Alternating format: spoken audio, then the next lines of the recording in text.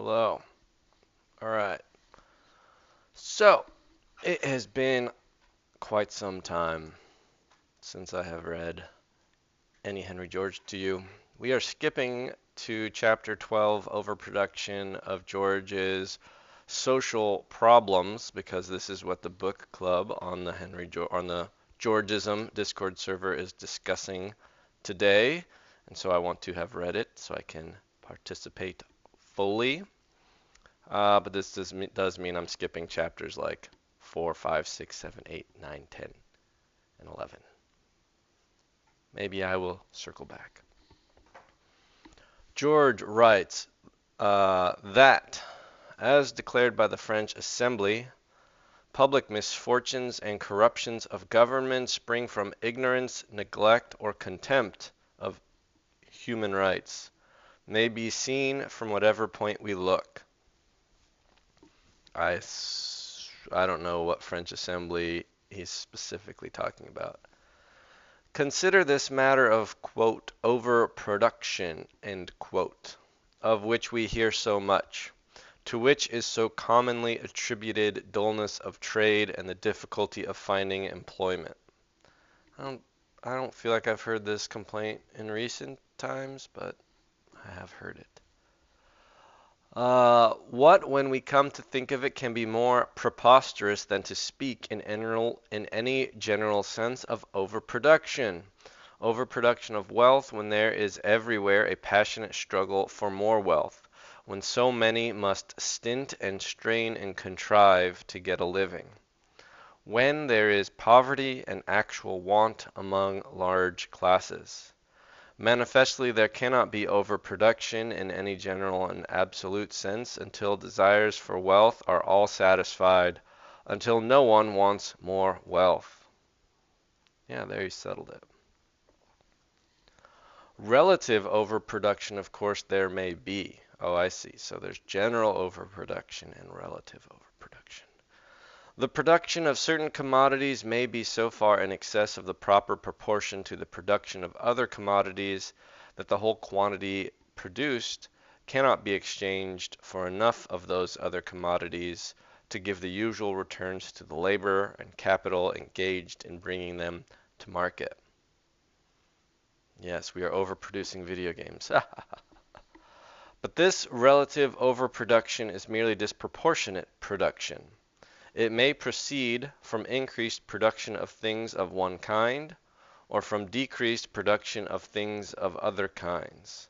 Thus what we would call an overproduction of watches, meaning not that more watches had been produced than were wanted, but that more had been produced than could be sold at a remunerative price, would be purely relative.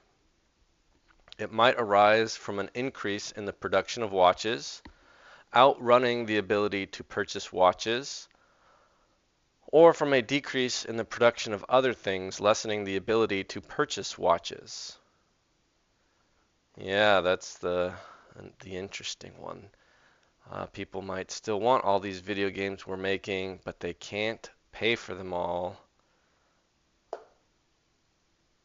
No matter how much the production of watches, which I'm not so sure is the actual case, but no matter how much the production of watches were to increase, within the limits of the desire for watches, it would not be overproduction if at the same time the production of other things increased sufficiently to allow a proportionally increased quantity of other things to be given for the increased quantity of watches.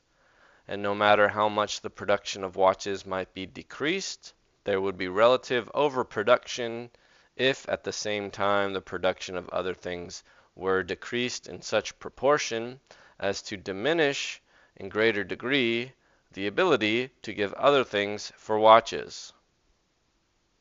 Is it clear? Yeah, yeah. You either have so many watches that selling them, you have to sell them for such a low price that it's not worth the laborer's time, or people who want watches can't pay for it because the things that they make Nobody wants those either or can't pay for those either, which kind of kicks the can down the road, as they say. In short, desire continuing, the overproduction of particular commodities can be only relative to the production of other commodities, and may result from unduly increased production in some branches of industry, or from the checking of production in other branches. But while the phenomena of overproduction may thus arise from causes directly operating to increase production, or from causes directly operating to check production, just as the equipoise of a pair of scales, we'll have to look that word up, may be disturbed by the addition or the removal of a weight, there are certain symptoms by which we may determine from which of these two kinds of causes any disturbance proceeds. Equipoise. From context, everyone read my blog. Equipoise definition. Equally in distribution as of weight, relationship, or emotional forces. Equilibrium. Be ye equipoised in your relationships. A counterpoise, a counterbalance. Cool. Where was that word? Yes, just as the equipoise, kind of like the balance, of a pair of scales may be disturbed by the addition or the removal of a weight, there are certain symptoms which we may determine from which of these two kinds of causes any disturbance proceeds. All right. For while to a limited extent and in a limited field these diverse causes may produce similar effects, their general effects will be widely different. All right, so I'm guessing we're going to look at the effects and then reverse engineer which of the causes it was, an addition or a subtraction of a weight. The increase of production in any branch of industry tends to the general increase of production. The checking of production in any branch of industry tends to the general checking of production. This may be seen from the different general effects which follow increase or diminution of production in the same branch of industry. Let us suppose that from the discovery of new mines, the improvement of machinery, the breaking up of combinations that control it, I guess that means sort of breaking up of something like a cartel, or any other cause, there is a great and rapid increase in the production of coal, out of proportion to the increase of other production. Yes, a relative increase in the production of coal. In a free market, the price of coal therefore falls. Higher supply, steady, constant demand, a lower price. The effect is to enable all consumers of coal somewhat to increase their consumption of coal and somewhat to increase their consumption of other things and to stimulate production by reducing cost in all those branches of industry into which the use of coal directly or indirectly enters. Thus, the general effect, yes, people are going to either buy more coal or with the money they're saving by buying the same amount of coal, they can buy other things. And if they're using that coal to produce other things, they'll be able to produce it more cheaply. I agree with George. Thus, the general effect is to increase production and to beget a tendency to re-establish, nice umlaut, I think that those double dots are always called an umlaut, but I don't know. We won't be looking it up. The equilibrium, kind of like an equipoise, between the production of coal and the production of other things, by raising the aggregate production. But let the coal operators and syndicates, as they frequently do, determine to stop or reduce. Hello, Ian, in the chat. You were just going to do this reading. That's right, because we have book club is imminent. It is 11:17. I'm confused about when Janning runs book club these days. It seems like she starts it at 1 o'clock and then also at 4 o'clock. And of course, we also have the Common Ground USA bylaws meeting this afternoon. Who knows? All right. Wait. He's got. Was there the earlier yes, reestablish, and now we're going to reestablish again here. Oh yeah, so 1 p.m.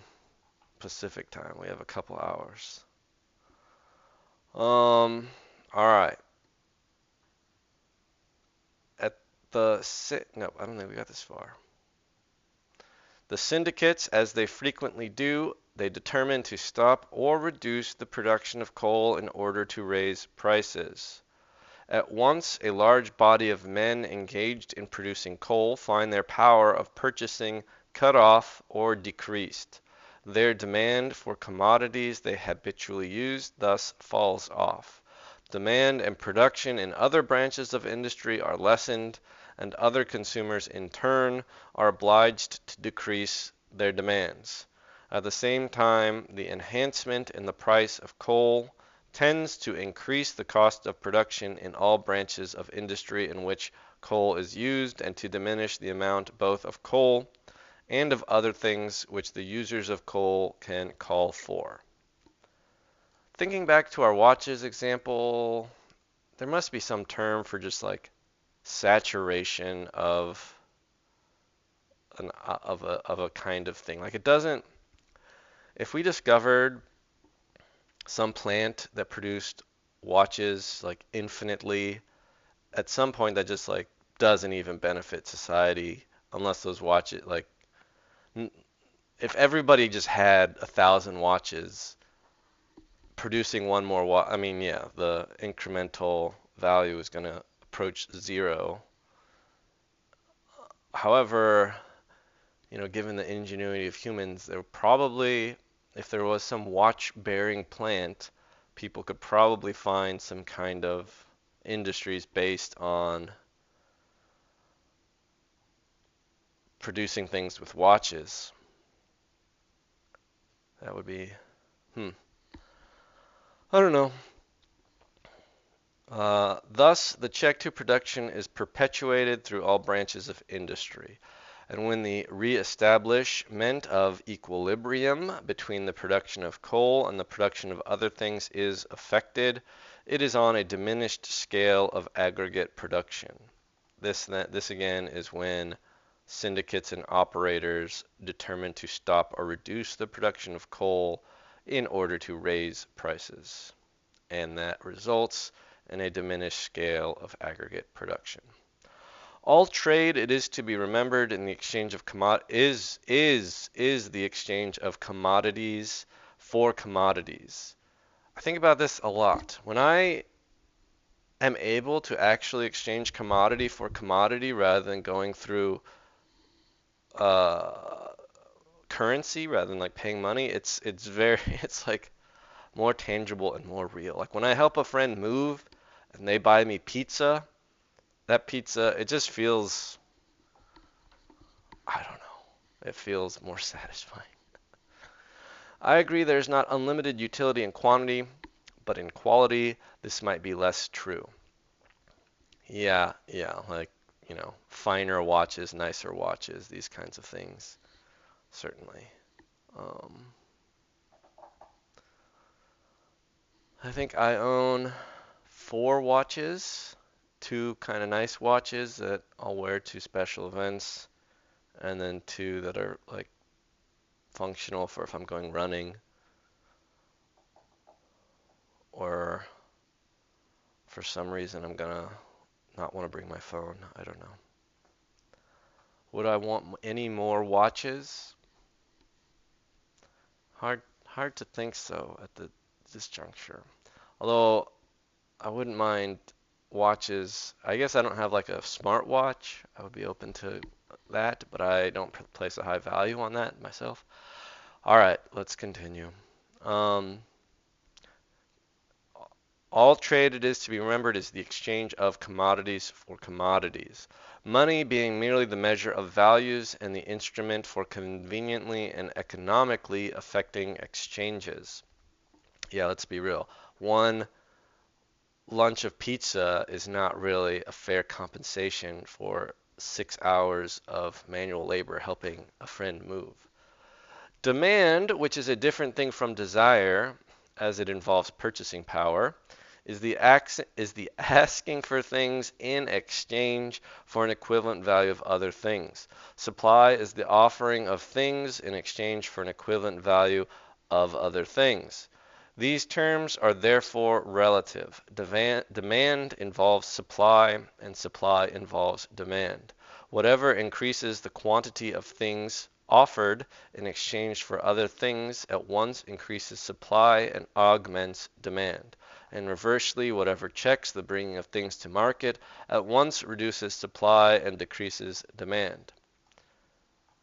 Thus, while the same primary effect upon the relative supply of and demand for any particular commodity or group of commodities may be caused either by augmentation of the supply of such commodities or by reduction in the supply of other commodities. In the one case, the general effect will be to stimulate trade by calling out greater supplies of other commodities and increasing aggregate demand. Aha, so one will increase aggregate demand. And in the other case, to depress trade by lessening aggregate demand and diminishing supply. This might be how we can go back to check which cause was causing the disturbance of our scales. The equation of supply and demand between agricultural productions and manufactured goods might thus be altered in the same direction and to the same extent by such prosperous seasons or improvements in agriculture as would reduce the price of agricultural productions as compared with manufactured goods, or by such restrictions upon the production or exchange of manufactured goods as would raise their price as compared with agricultural productions.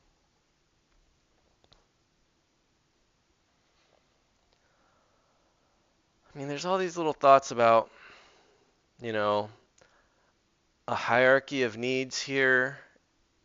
And so there's like asymmetries in the different produced goods. Like, however much video games I produce, that's just never going to provide food.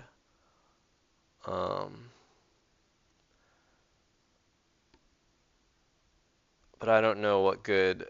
Noticing these sort of this like hierarchy of needs being, yeah, I don't know. I don't know what good that observation does right now. But in the one case, the aggregate produce of the community would be increased. There would be, I mean, there is just, through the free market, which is what he's talking about. Yeah, but when food is abundant, excess quantity of food is trash, and video games have more value. Yeah. And so, there is this idea, and he talks about this in other places and in other books, that the worker is sort of fluid and labor can very quickly adapt and is like, as soon as we're able to produce tons and tons of video games with little labor can then go make other things. But labor has to be, it's like labor is sort of like the flexible thing, and relies on freedom, or a free market rather. In the one,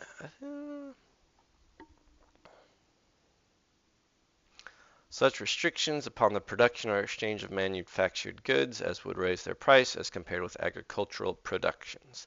But in the one case, the aggregate produce of the community would be increased. There would be not only an increase of agricultural products, but the increased demand thus caused would stimulate the production of manufactured goods.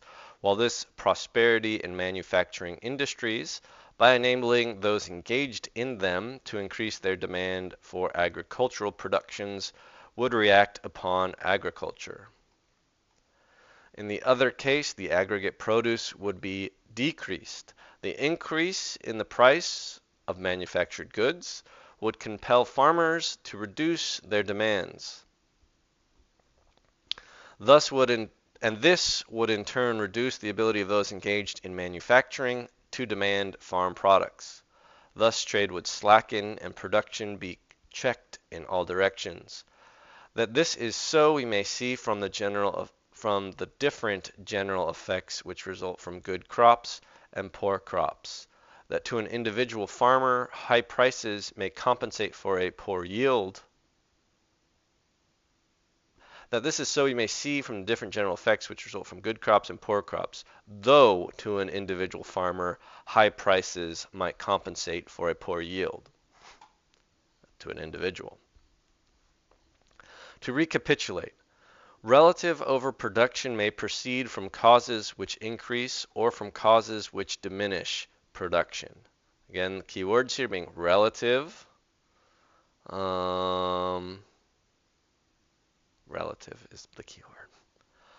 But increased production in any branch of industry tends to increase production in all, to stimulate trade and augment the general prosperity. And any disturbance of equilibrium thus caused must be speedily readjusted. Diminished production in any branch of industry, on the other hand, tends to decrease production in all, to depress trade and lessen the general prosperity, and depression thus produced tends to perpetuate itself through larger circles, as in one branch of industry after another, the check to production reduces the power to demand the products of other branches of industry. Whoever will consider the widespread phenomena which are currently attributed to overproduction can have no doubt from which of these two classes of causes they spring. He will see that they are symptoms, not of the excess of production, but of the restriction and strangulation of production. There are with us many restrictions of production, direct and indirect. For production, it must be remembered, involves the transportation and exchange, as well as the making of things. And restrictions imposed upon commerce or any of its instruments may operate to discourage production as fully as restrictions imposed upon agriculture or manufactures. The tariff which we maintain for the express purpose of hampering our foreign commerce and restricting the free exchange of our own productions for the productions of other nations is in effect a restriction upon production. George writes a whole book called Protection or Free Trade about tariffs, effectively tariffs, and it's highly regarded as one of the best works on the subject. I've been reading it. I may start doing YouTube videos of it, I guess. Ian writes, I think this analysis isn't as solid as Gesell's on this count. When supply is increasing and I have cash, I want to hold it and wait for better prices if I can, which checks production before it meets desire. Yeah, I would grant that this is a more basic analysis, and that I haven't read Gesell's works, but my intuition is that currency and its effects are sort of secondary and sort of they do change the way a lot of this ends up looking, or at least the timing of things. But mostly it just gives a bunch of people different levers and buttons to press to make things seem more complicated than they actually are. And this has led to a lot of bad understanding of these basic ideas. You know, we go back to George's point that all trade is commodities for commodities. money is just a tool to facilitate those trades more smoothly.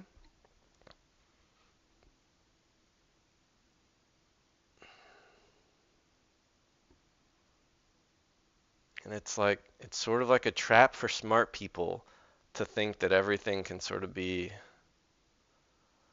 uh, fixed by clever manipulations of currency.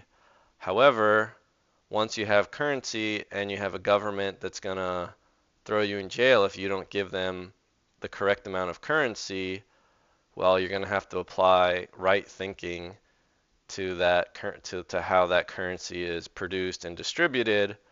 Um, and so you do at some point need to think a lot about currency. It reminds me of Dorothy Sayers' Creed or Chaos, where a lot of the Christian community I grew up in, they were like, "Oh, knowledge puffeth up, studying dogma and theology and creed, isn't important. We're here just all about love." And then Dorothy Sayers' argument is the point of studying dogma is not to be a jerk, but it is to combat bad dogma.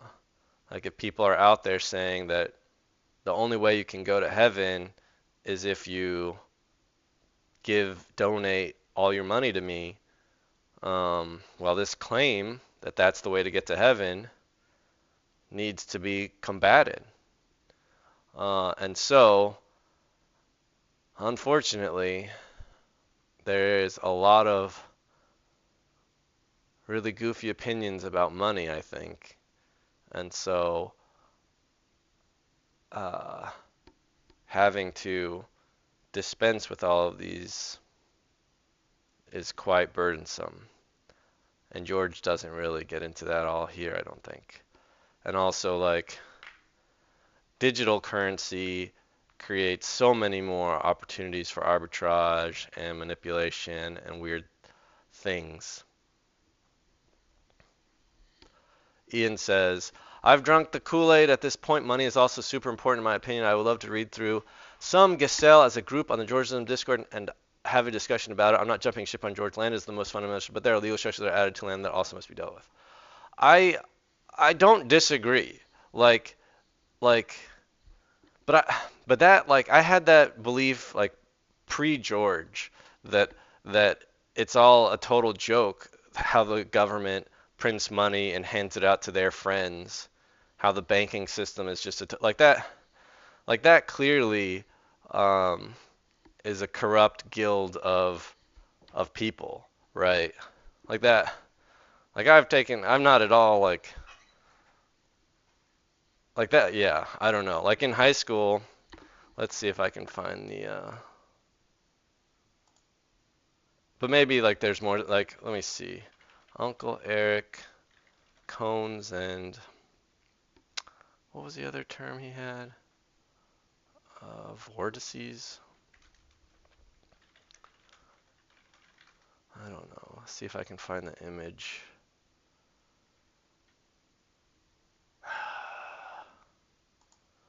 I don't know, but this economist's whole argument was, if you want to make money, you just got to get under the faucets of government handouts effectively, or you have to track the industries that are getting, that are these huge recipients of the government printing money, like the defense industry or the health care industry, and just be like a secondary, it's this clipper ship strategy.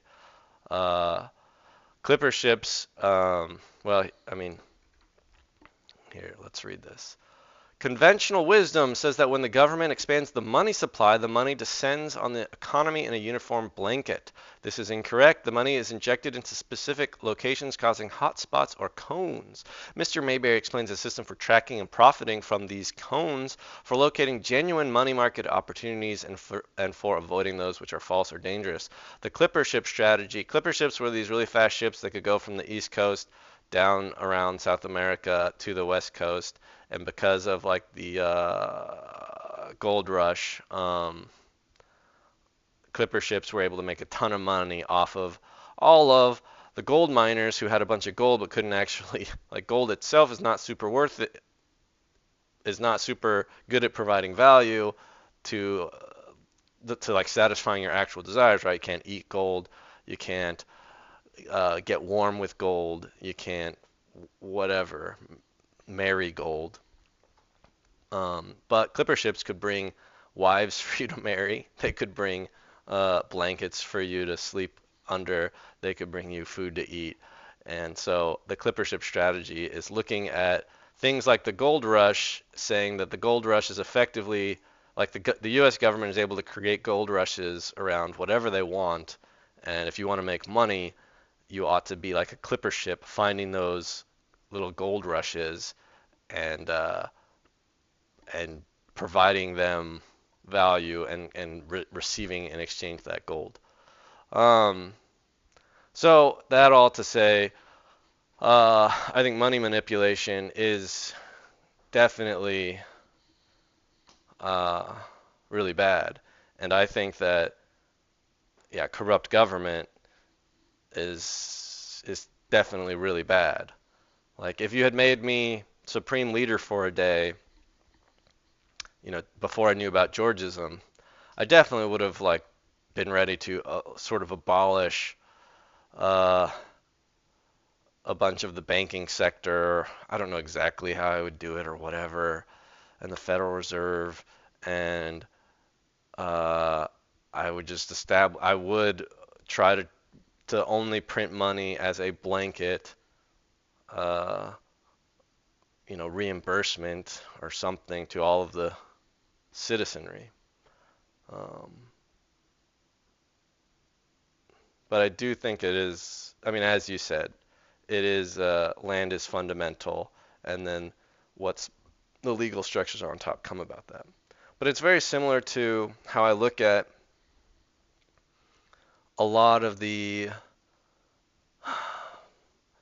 credentialism or regulations in industry as all of these attempts at like addressing symptoms that are foundationally results of land monopoly, right? Like if you're really smart, like if you're the second son of landed gentry and you know the firstborn son is going to get all of the land and you're going to be made a doctor, well, it's in your interest to be like, well, kind of sucks that I don't get the land, and whatever land I end up on is going to be owned by somebody else. Why don't we limit who all can even be a doctor? This way, doctors can charge a ton of money because, doctors are still at some point, or medical care at some point is basically necessary. And if we limit who all can be a doctor, then whoever is a doctor greatly benefits from that.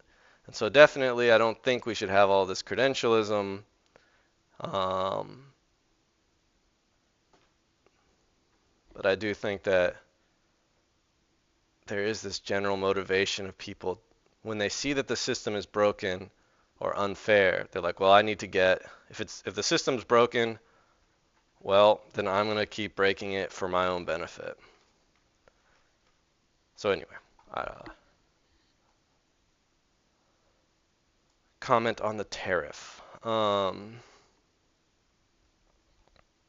it is true when I do talk about Georgism, a lot of people are like, Georgism, we really got to figure out the money stuff. And yeah, you do. As do I. Like I do as well. My dad is a doctor. My mom is a pharmacist.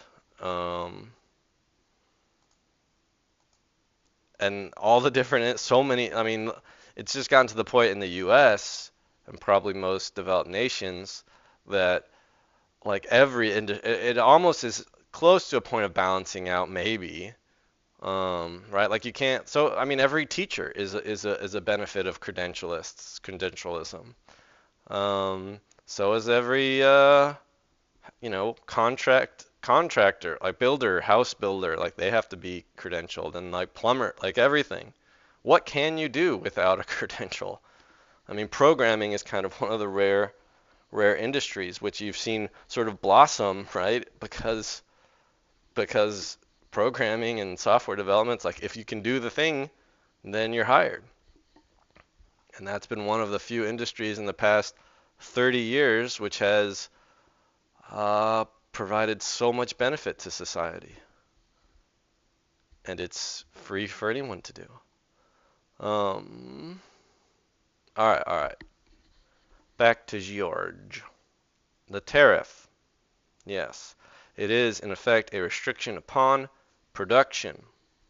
The monopolies which we have created or permitted to grow up, and which levy their toll upon internal commerce, or by conspiracy and combination, diminish supply and artificially enhance prices, restrict production in the same way, while the taxes levied upon certain manufactures by our Internal Revenue System, that is the IRS, directly restrict production.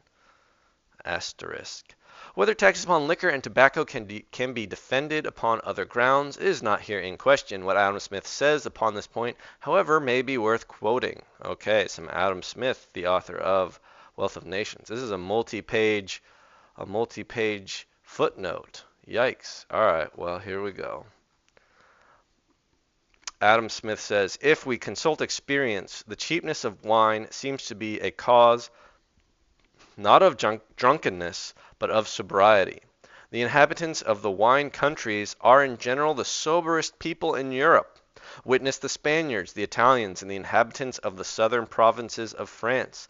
People are seldom guilty of excess in what is their daily fare. Nobody affects the character of liberality and good fellowship by being profuse of a liquor which is as cheap as small beer. On the contrary, in the countries which, either from excessive heat or cold, produce no grapes, and where wine consequently is dear and a rarity, drunkenness is a common vice, as among the northern nations. And all those who live between the tropics, the Negroes, for example, on the coast of Guinea. When a French regiment comes from some of the northern provinces of France, where wine is somewhat dear, to be quartered in the southern, where it is very cheap, the soldiers, I have frequently heard it observed, are at first debauched by the cheapness and novelty of good wine, but after a few months of residence, the greater part of them become as sober as the rest of the inhabitants. Were the duties upon foreign... This is probably a similar experience that college students have. However, it's protracted or prolonged because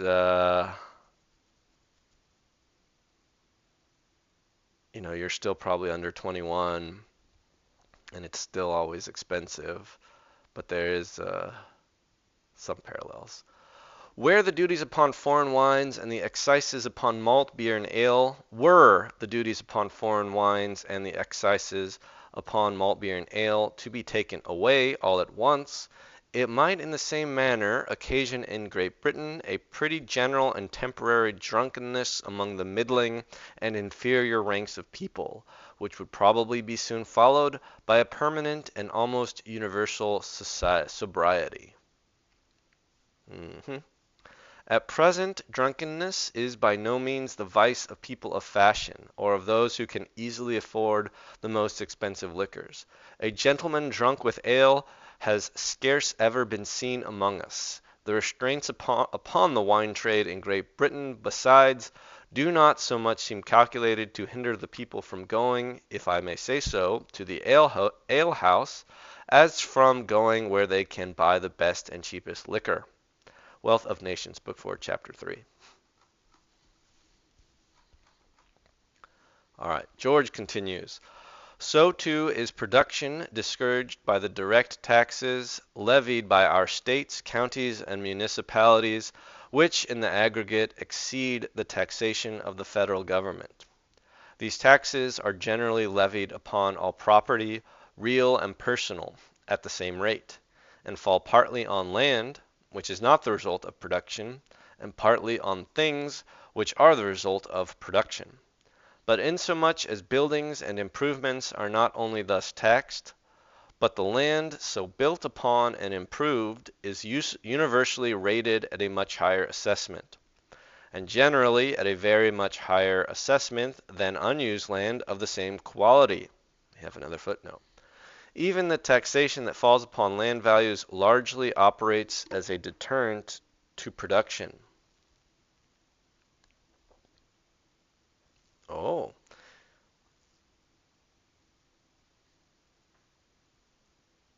this was a long sentence. These taxes are generally real and personal and fall partly on land, which is not the result, partly on things, which is, but insomuch as buildings are not thus taxed, but the land is a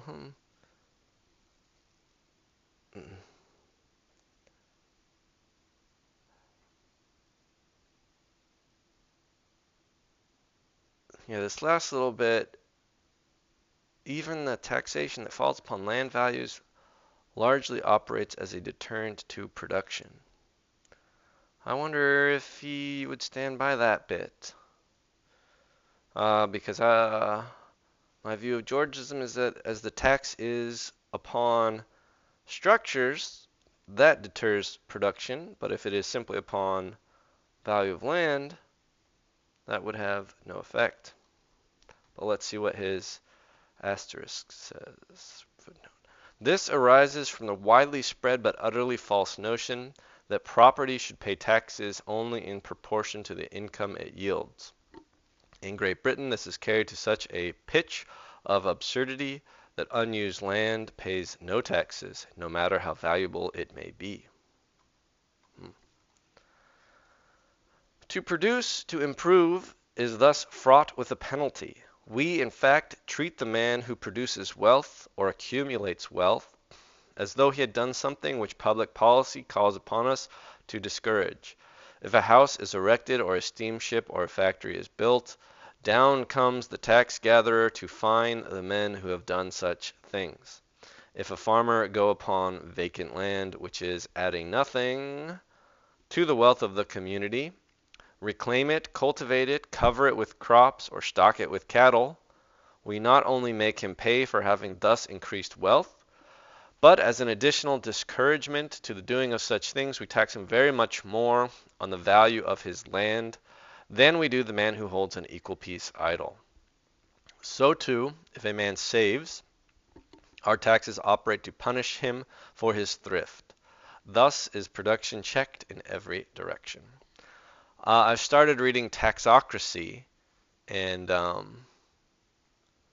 it starts off right away with a definition of taxes, saying in economics, a tax is a dang, I should go grab the book, but it's something, a way of the government raising funds, something I don't know. It basically says something you apply to goods and services, and I was just like, well, what is land? Is that a good? Is that a service? So, according to Taxocracy's definition of economics, a tax on land is not even a tax at all. Anyway, unless they want to argue that land is a good. But this is not all. There is with us a yet greater check to production. If there be in this universe superior intelligences engaged with higher powers in the study of its infinite marvels, hell yeah, it's a rent, says Ian. And it is a rent that should be collected by the people, not by the person who claimed the bit of land. In the study of its infinite marvels, who sometimes examine the speck we tenant with such studious curiosity as our microscopists watch the denizens of a drop of water, the manner in which, in such a country as this, population is distributed must greatly puzzle them. In our cities, they find people packed together so closely that they live over one another in tiers. In the country, they see people separated so widely that they lose all the advantages of neighborhood. They see buildings going up in the outskirts of our towns, while much more available lots remain vacant. They see men going great distances to cultivate land, while there is yet plenty of land to cultivate in the localities from which they come and through which they pass. And as these higher intelligences watch this process of settlement through whatever sort of microscopes they may require to observe such creatures as we, they must notice that for the most part these settlers, instead of being attracted by each other, leave between each other large patches of unused land. If there be in the universe any societies which have the same relation to us as our learned societies have to ants and animalculae? I don't know. These phenomena must lead to no end of curious theories. Yes, what do the gods think of us in their giant microscopes? Take in imagination such a bird's eye view of the city of New York as might be had from a balloon. The houses, it is so funny when I fly out of Los Angeles and you see the sprawl of Southern California, and then you see like the like dozen little spikes in downtown Los Angeles. It's so funny. Um, it's almost like George anticipated that the Alien Encounter book you and Jenny were talking about, Larga. Maybe George got his ideas from talking to aliens. I still haven't even read uh, that short story that I brought that I shared with the group. One day. The houses are climbing heavenward, 10, 12, even 15 stories, tier on tier of people living one family above another. Uh, for the people who aren't, this book again was written in 1886. I don't know. Social Problems by Henry George. Hello, Janning. It's not a very short story, so I don't blame you. This book was written 1881. Wait, what? No, this is wrong. 1981 is not right. Henry George, Social Problems. Uh, Fine, we'll go to Wikipedia. 1883. Progress and Poverty, 1879.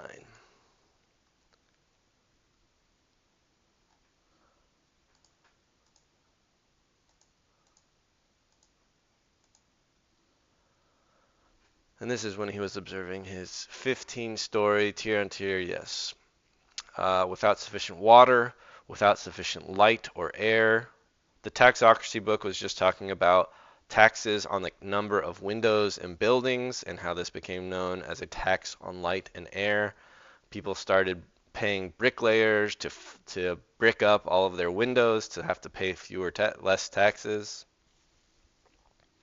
Oh, it's ER. Okay. IAGA is a good read though, except that it could use some heavy editing for clarity.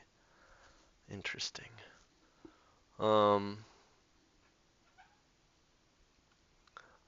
Without sufficient light or air, without playground or breathing space. So close is the building that the streets look like narrow rifts in the brick and mortar, and from street to street the solid blocks stretch until they almost meet.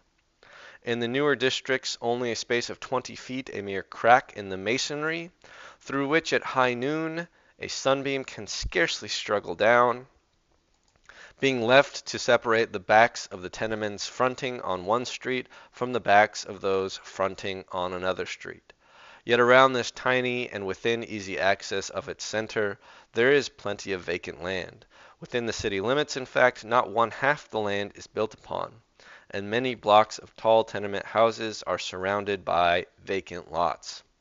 If the improvement of our telescopes were to show us on another planet lakes where the water, instead of presenting a level surface, ruffled only by the action of the wind, stood up here and there in huge columns, it could hardly perplex us more than these phenomena must perplex such extramundane intelligences as I have supposed.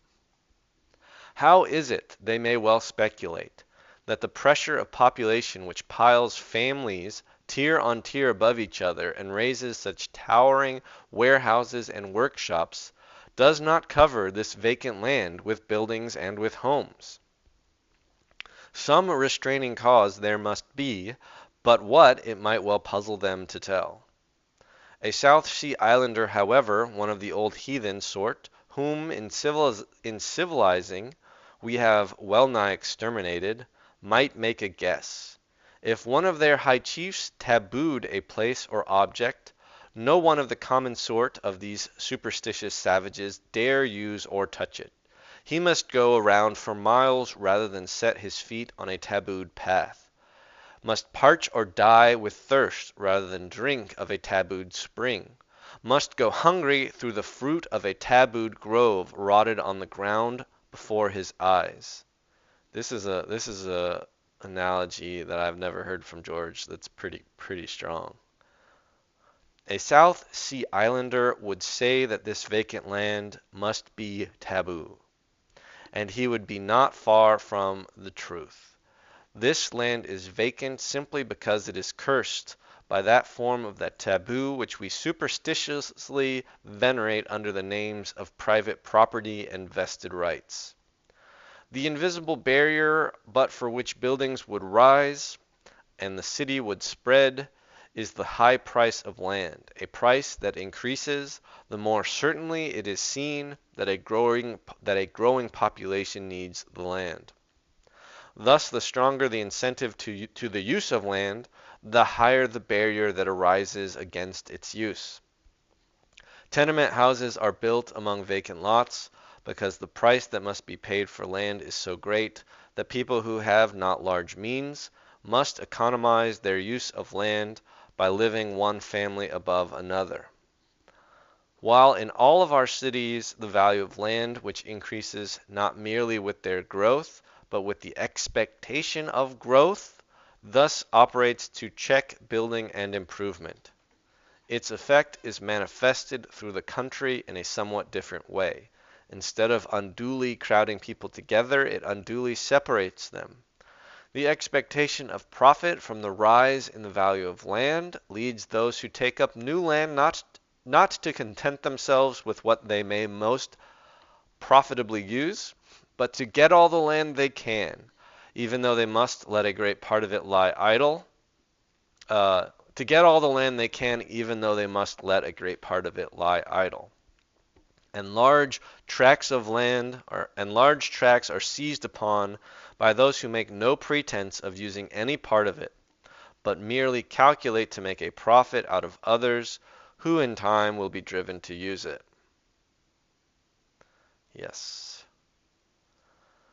Thus population is scattered, not only to loss of all the comforts, refinements, pleasures, and stimulations that come from neighborhood, but to the great loss of productive power.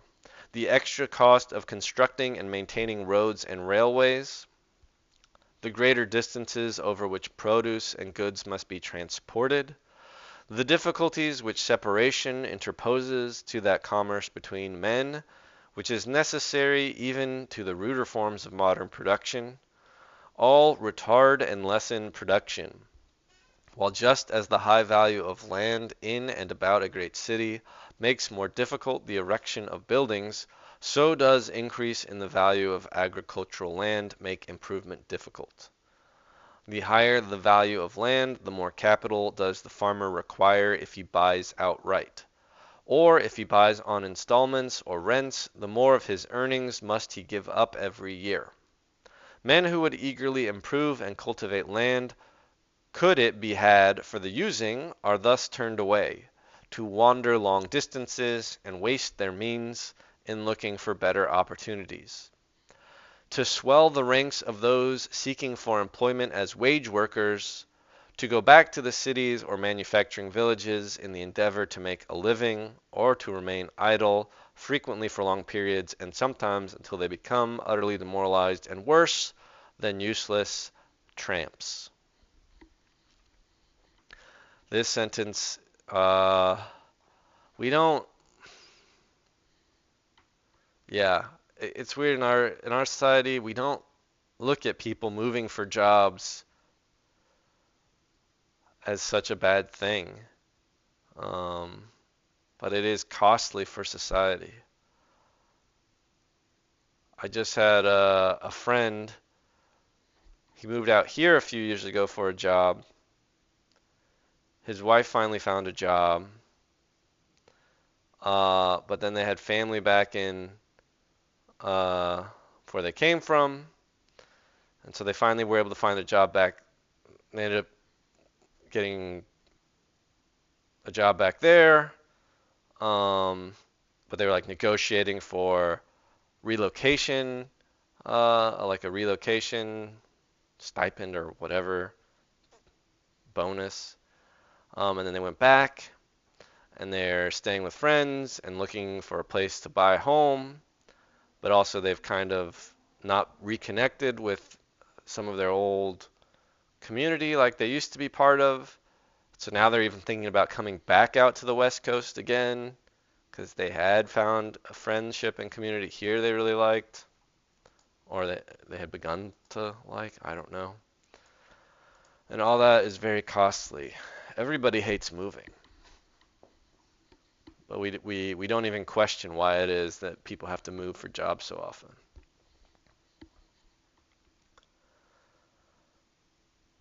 And we don't even question, like, I don't know, I was just talking to a friend about how he moved every like 3 or 4 years as a kid because his parents were missionaries and how much that affected him.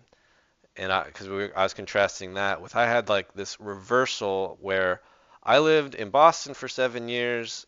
However, my group of friends were all graduate students, and I had just a normal day job.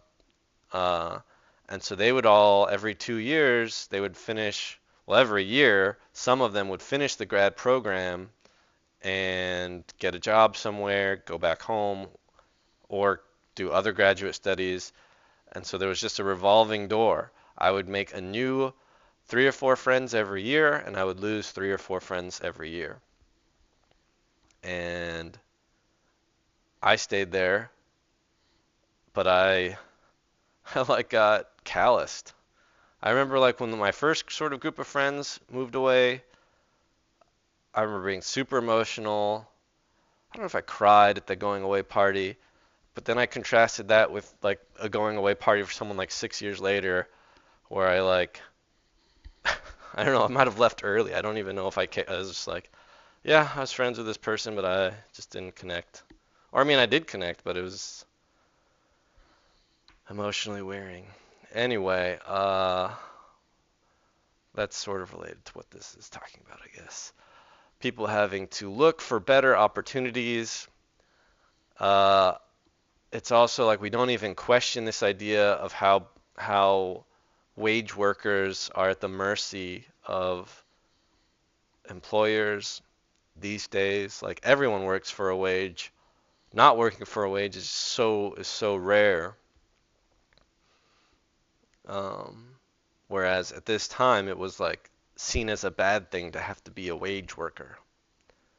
Anyway, I don't know. I don't know too much about the historicity of the term wage worker. George continues. Okay, we're almost done with this chapter. Good. Um, Thus is production checked in those vocations which form the foundation for all others.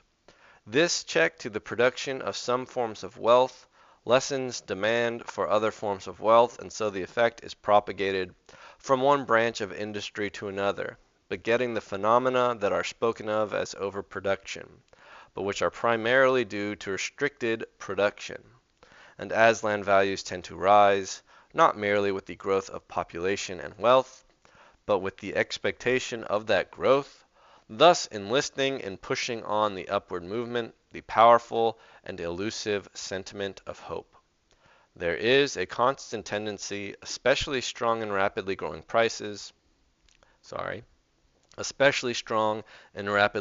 countries, to carry up the price of land beyond the point at which labor and capital can profitably engage in production. And the only check to this is the refusal of labor and capital so to engage. This tendency becomes peculiarly strong in recurring periods, when the fever of speculation runs high and leads at length to a correspondingly general and sudden check to production, which, propagating itself by checking demand through all branches of industry, is the main cause of those paroxysms known as commercial or industrial depressions, and which are marked by wasting capital, idle labor, stocks of goods that cannot be sold without loss, and widespread want and suffering. It is true that other restrictions upon the free play of productive forces operate to promote, intensify, and continue these dislocations of the industrial system. But that here is the main and primary cause, I think there can be no doubt. And this perhaps is even more clear, that from whatever cause disturbance of industrial and commercial relations may originally come, these periodical depressions in which demand and supply seem unable to meet and satisfy each other could not become widespread and persistent did productive forces have free access to land. Nothing like general and protracted congestion of capital and labor could take place were this natural vent open. The moment symptoms of relative overproduction manifested themselves in any derivative branch of industry, the turning of capital and labor toward those occupations which extract wealth from the soil would give relief. Thus may we see that those public misfortunes which we speak of as business stagnation and hard times, those public misfortunes that in periods of intensity cause more loss and suffering than great wars, spring truly from our ignorance and contempt of human rights, from our disregard of the equal and unalienable right of all men freely to apply to nature for the satisfaction of their needs, and to retain for their own uses the full fruits of their labor. And that concludes Chapter 12, Overproduction of Social Problems, by Henry George. See you next time.